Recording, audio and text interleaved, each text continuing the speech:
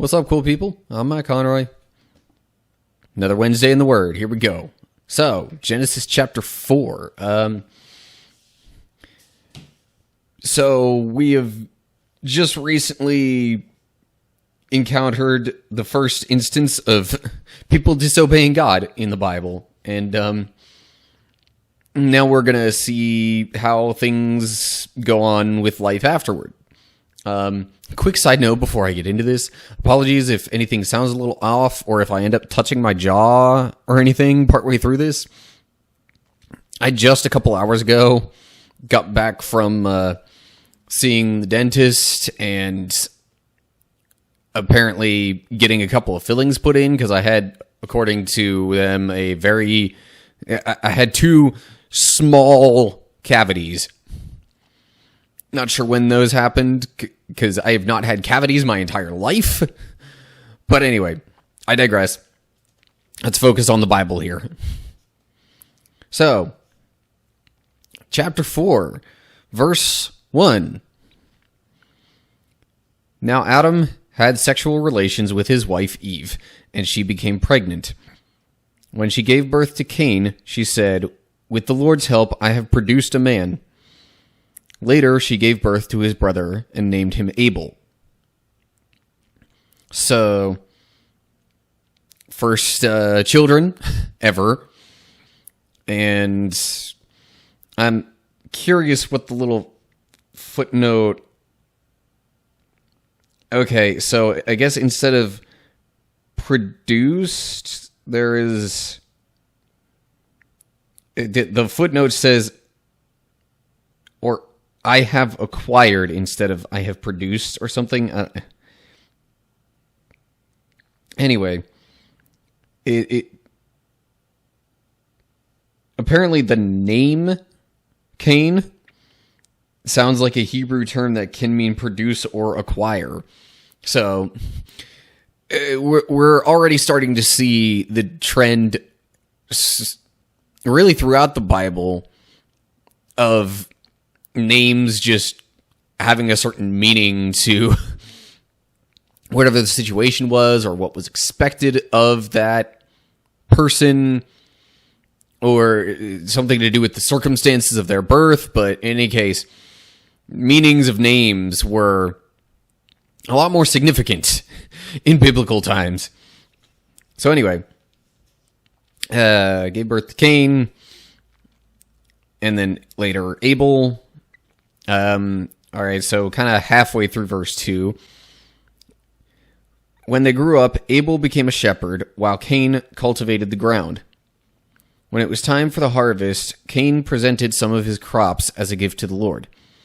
Abel also brought a gift, the best portions of the firstborn lambs from his flock.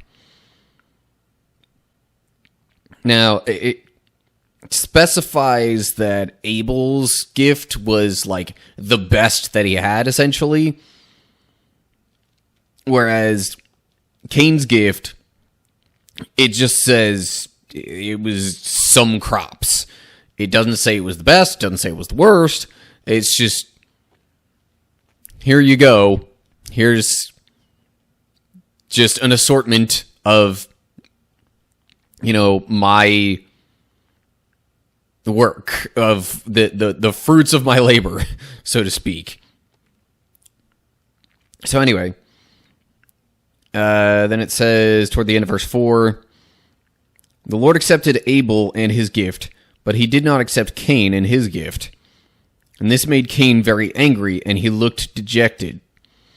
So I kind of explained the whole thing about Abel's gift being the best, as opposed to Cain's maybe not necessarily, as a possible explanation for why the Lord would have accepted Abel's gift and not Cain's.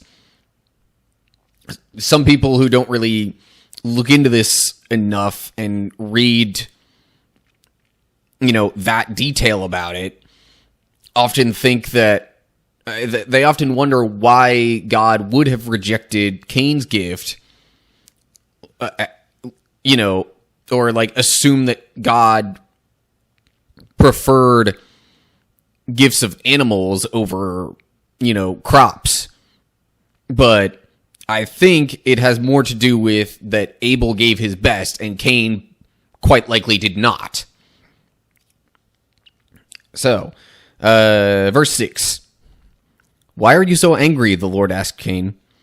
Why do you look so dejected? You will be accepted if you do what is right. But if you refuse to do what is right, then watch out. Sin is crouching at the door, eager to control you, but you must subdue it and be its master. See, again, God says if he does what's right, he'll be accepted, implying that Cain didn't do what was right the first time around, which again gives more credence, at least in my mind, to the idea that Cain didn't give his best. Because it is very seldom, if ever, that God rejects our best. So, I mean, even with all the other later sacrifices and gifts and things like that throughout the Bible, God specifically mentions that it should be, the first fruits, or essentially the best that you have to give. It shouldn't just be an afterthought or, just some kind of spare change or whatever. You should give the best that you have. So, and then he kind of suggests to Cain that, hey, you need to get this figured out, because otherwise it can lead to trouble. You need to seek what is right, rather than let this temporary rejection or setback lead you down a path of sin and wrongdoing. All right, so verse 8. One day Cain suggested to his brother, let's go out into the fields. And while they were in the field, Cain attacked his brother Abel and killed him. So, yeah, if simply eating something that God said not to is deemed a bad thing, then can you just imagine what the consequence would be or should be for killing A, your brother, B, someone whose,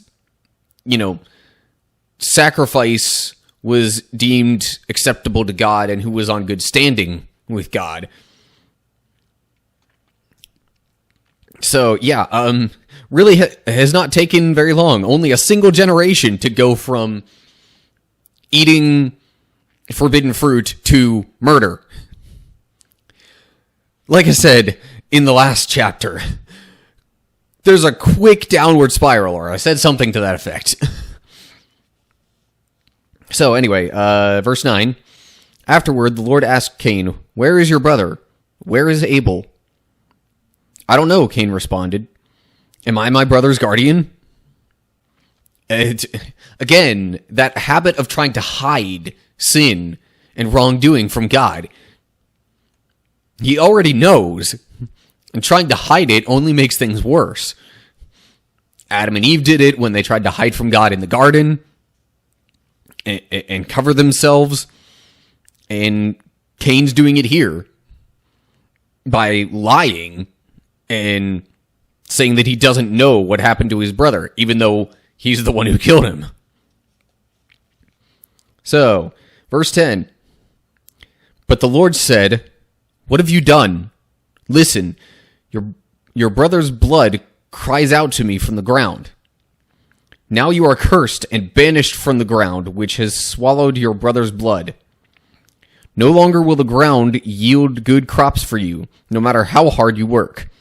From now on, you will be a homeless wanderer on the earth. So, again, we have significant consequences. I mean, from, Adam and Eve's sin, it was banishment from Eden and having to work for, their food, having pains in childbirth for Eve, and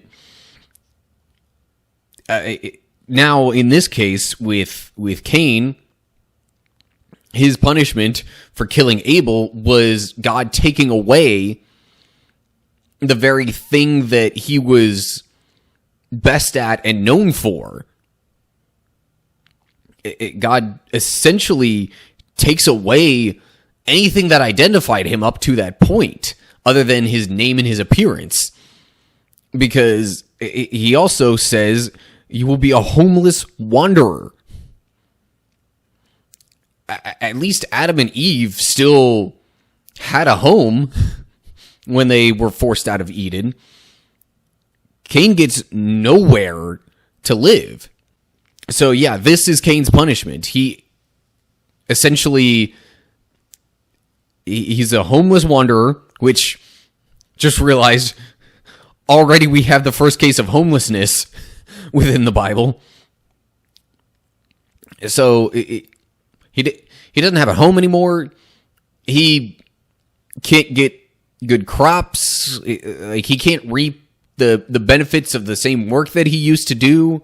And it just, everything in his life has become harder and less stable. So anyway, verse 13, Cain replied to the Lord, "My punishment is too great for me to bear. You have banished me from the land and from your presence. You have made me a homeless wanderer. Anyone who finds me will kill me." So he's concerned still almost more so for his own life. He does mention, being banished from God's presence as, part of his suffering, part of the reason why he thinks this is so severe. Which, okay, yes, that should be something that we deem a harsh punishment, is removal from God's presence. That's what we call hell these days. But he's also concerned about other people finding and killing him. Now, hold on. If Adam and Eve were the first people, and, Cain and Abel were their sons, I mean, if those are the only people, anyone who finds it will kill him? How is that even? You wonder how that's possible. So there's a couple ways to look at this. First off, especially early on in the history of humanity, as told in the Bible, people lived really, really long. Way longer than we ever do. So it's possible, I guess, that he was concerned about future generations from Adam and Eve, or future offspring of Adam and Eve, wanting to kill him because they realize what he did to his own brother, their family and blood relative. And I guess that's one that would make kind of the most obvious logical sense, because otherwise you're reading other things into Scripture, like the possibility that, saying that Eve would be the mother of all just meant that she would be the mother of God's chosen people. And actually, there were others that had been created already that lived outside of Eden and outside of, wherever Adam and Eve lived afterward. Either one seems like a somewhat reasonably logical explanation, but I think the most consistent one is, the concern about family, future family, wanting to kill him because they would have a reason to kill him. Other people, who knows why? Like, why would they have a particular reason to kill him just because they don't know him? Again, if you go with the whole family idea and future generations' concern with this, then that makes, I think, more logical sense for Cain's concern. So anyway, I gotta get moving on before I make this a really long video. Verse 15, the Lord replied, "No, for I will give a sevenfold punishment to anyone who kills you." Then the Lord put a mark on Cain to warn anyone who might try to kill him. So Cain left the Lord's presence and settled in the land of Nod, east of Eden. So, yeah, it says he settled in the land of Nod, which I don't know how expansive the land of Nod was. It said he would be a homeless wanderer, but this kind of almost implies he at least found a general area to call home, so I don't know. Oh, but you look at the footnote, Nod means wandering. So, the land of wandering, like, that might not even be a particular place. That might have just been the name for, you know, what was outside of, you know, God's presence, outside of whatever the general area was that Adam and Eve lived in. So, saying that he settled in the land of Nod, it does specifically say east of Eden. So, for sure towards what is now Asia,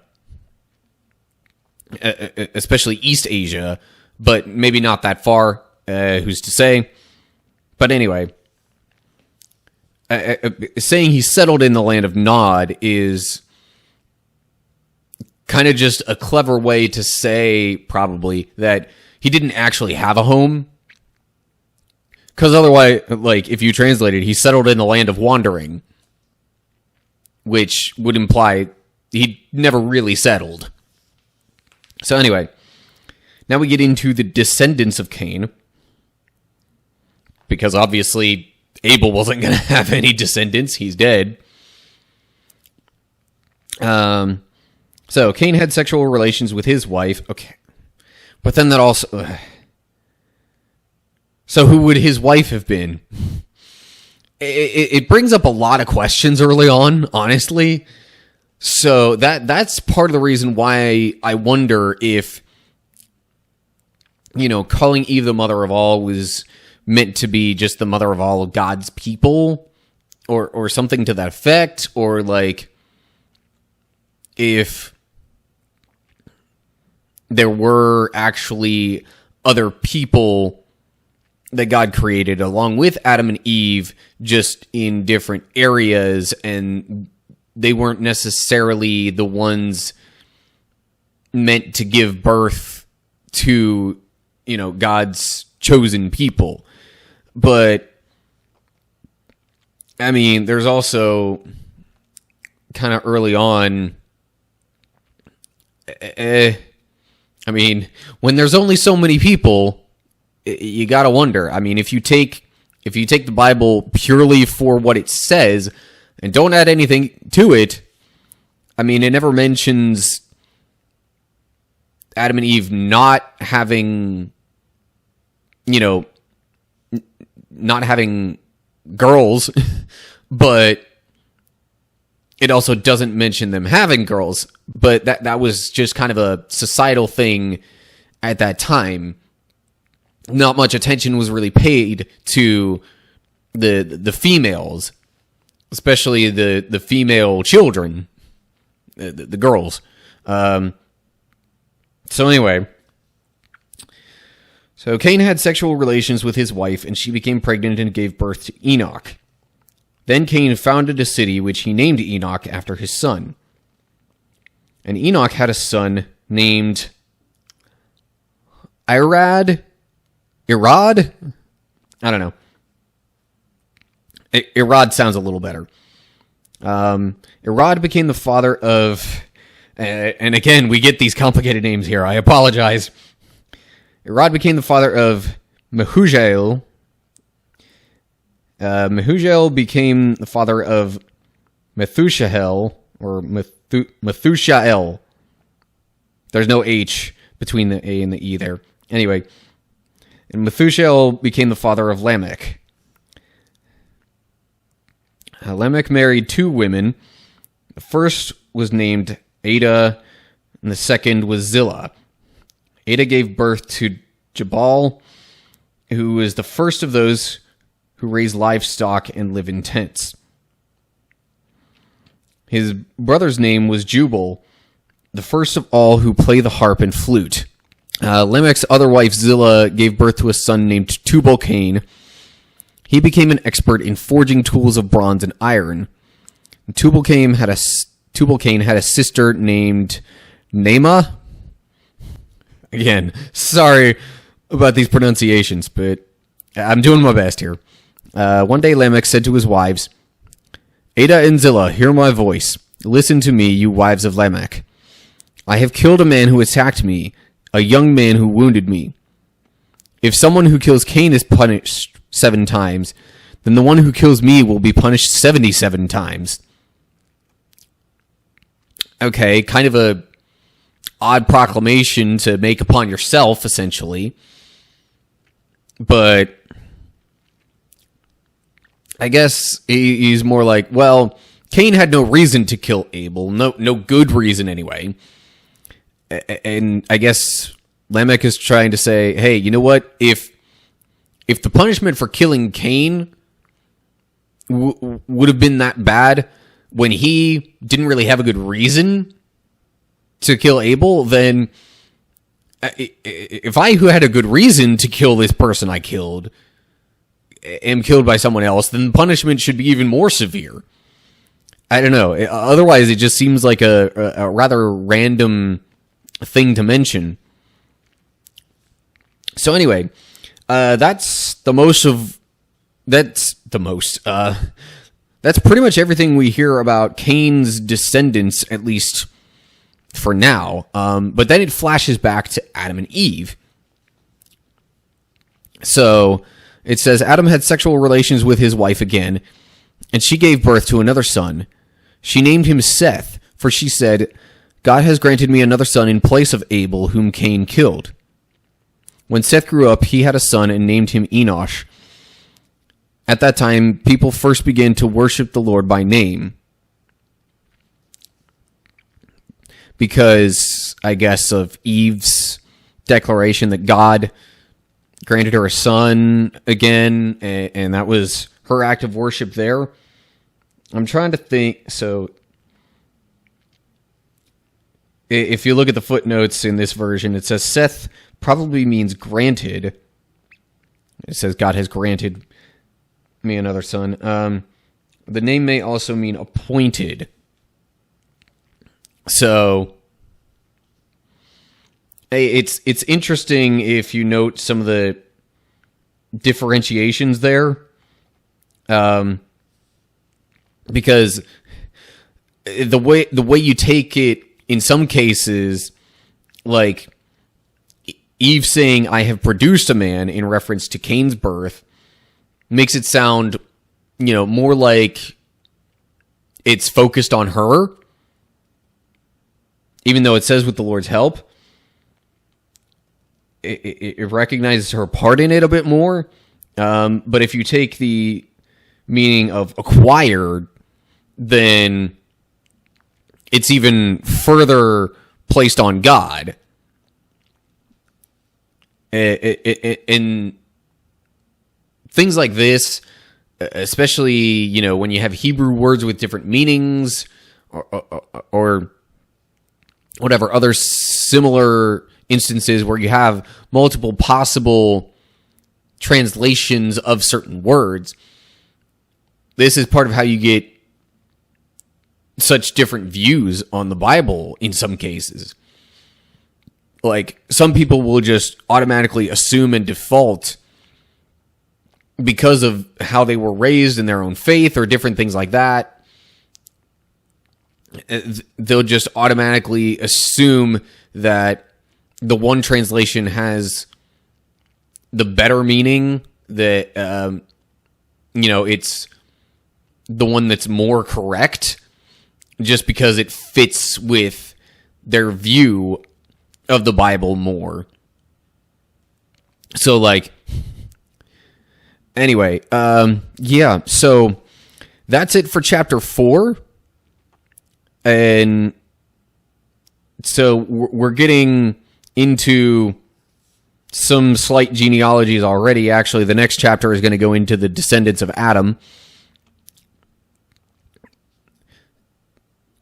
So yeah, we're getting the early stages of humanity here. I still wonder, and I don't want to make too many assumptions, regarding other people that we haven't heard about by name, but are kind of mentioned or at least alluded to in the Bible. Like when Cain said he's worried he'll get killed, or, when Lamech says that he killed a young man. I mean, who would he have killed? It could have been one of Adam and Eve's other descendants. Could have been. You pretty much have to make that assumption if you assume that only the people who are really mentioned by name and or their offspring are the only people on Earth. If you take away that assumption, though, then there's, kind of that other possibility that I mentioned of, well, maybe there were other people that God made. It's just he didn't appoint them as his chosen people. And thus, since our story, so to speak, is not focused on them, we're just not going to mention them aside from their interactions with God's chosen people. And like the further along you get, there's obviously so many more people that fit into that category of not God's chosen. But it makes you wonder in the early going. So anyway, yeah. I know I usually like to have some kind of takeaways from videos that I make, especially when they're, about something biblical. But, I mean, the obvious one here is, hey, don't kill. But I guess the other one really was kind of earlier in the chapter that I already explained about giving God your best instead of just whatever strikes your fancy. So anyway, yeah, like I said, next chapter is going to get further into Descendants of Adam, and trust me, it is a far longer list than it gave for Cain's descendants. I assume there are more descendants of Cain,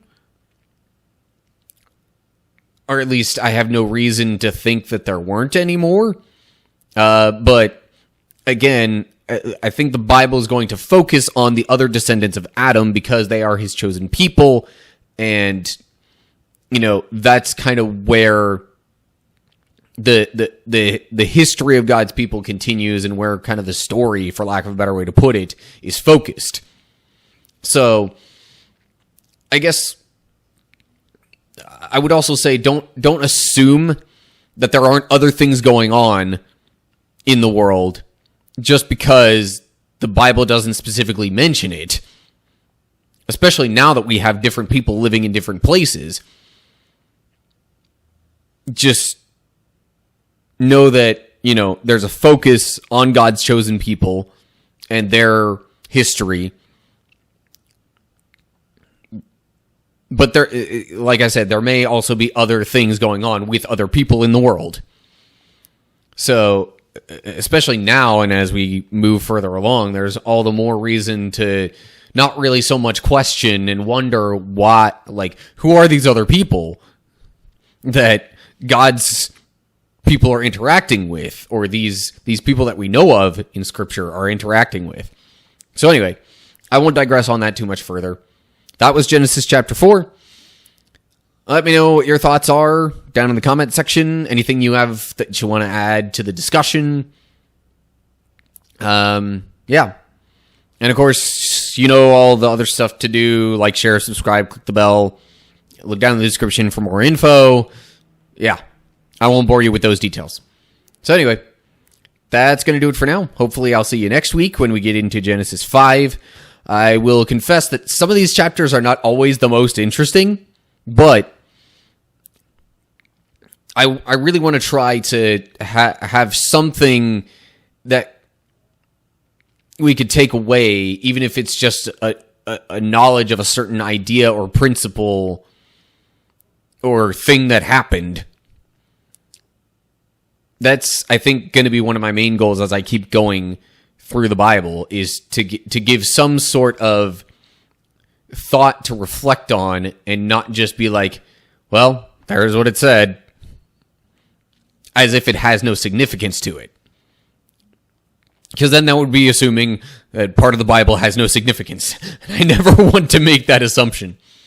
So anyway, like I said, hopefully you'll come back next week for Chapter 5. But whatever the case is, until next time, stay cool, people.